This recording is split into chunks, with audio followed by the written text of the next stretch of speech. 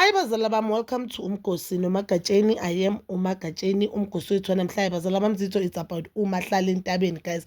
On Christmas Day there were rumors or allegations that were making rounds saying uMahlala Entabeni akasekho emhlabeni. uMahlala Entabeni uthathe umphefumulo wakhe, uhambe emhlabeni ngokuthi azibulale, guys. Mina for one, I saw the video ku TikTok yakamngane yakhe, the Gobela, the other one, uGobela lo Mswati naye, she was once a sister wife, bekahlala nabo Mahlala Entabeni, waphuma waba nomimuntu, even up until today usese one of the cast members of Umndeni. So I thought iqiniso since abangani bakhe bamposter and the people who are very close to her, yabona. Ngabona na Sunday World, yes, ukuthi bathi Mahlala Entabeni akasekho emhlabeni. The family has confirmed ukuthi Mahlala Entabeni akasekho emhlabeni, uMahlala Entabeni uzibulela. She even left a suicidal note.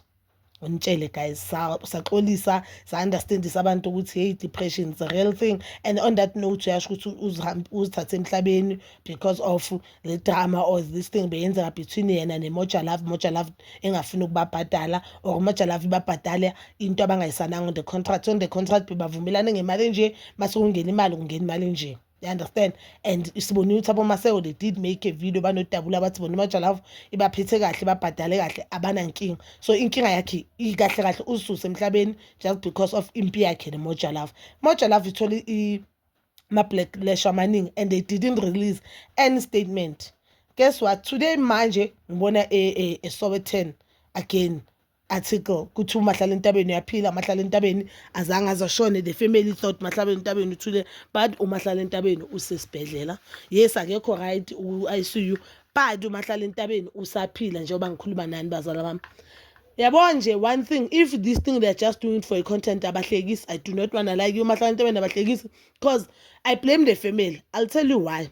Okay, asithi abo Sowetan, abo Sunday World, those people are journalists, and we know good South African journalists, they sometimes they talk whenever they want to talk, they don't care. They've been writing articles wamanga that are not confirmed. So abo family kaMahlala Entabeni masebona Mahlala Entabeni uyatrenda ku social media, usister kaMahlala Entabeni une TikTok. Why is sister kaMahlala Entabeni angayenzanga video? Hayi guys, Mahlala Entabeni saphila usesibhedlela, sicela ukuthi kulesikhathi esindlula kuse sinzima, of which vele sinzima, cani sinike space ezumndeni. Lento ebhale lapha it's not confirmed, or we did confirm it masimfika esibhedlela kathi usaphila lo muntu, usalwela impilo yakhe. I don't understand why bangenza kanjalo.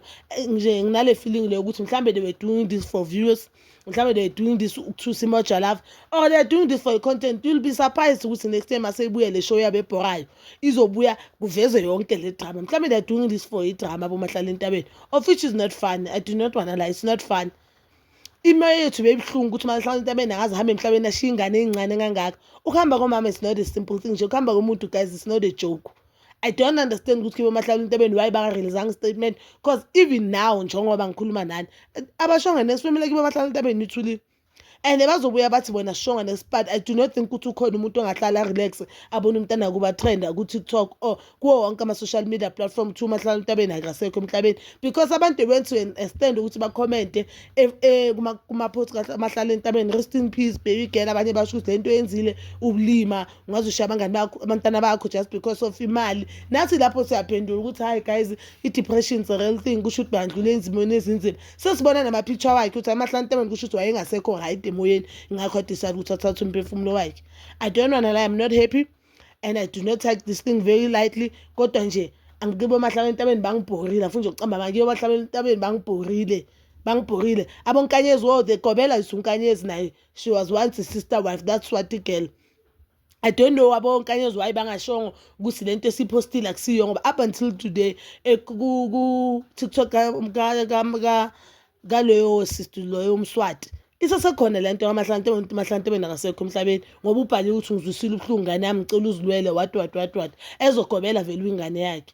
I am so disappointed. I do not want to lie. If Mahlala Entabeni usaphila, I'm so disappointed ku family Mahlala Entabeni. Ngifila ngathi badlala ngathi and bathatha social media zifa indawo yokudlala, and badlala ngama-feelings abantu. Bayakhohlwa ukuthi abantu who are commenting there abantu abaphilayo. Angazi ukuthi ukhona umuntu omdala ongadlala ngokufa kanje. But bazala bami, you can comment down below your thoughts, and please don't forget to like, subscribe, share and hit that notification button.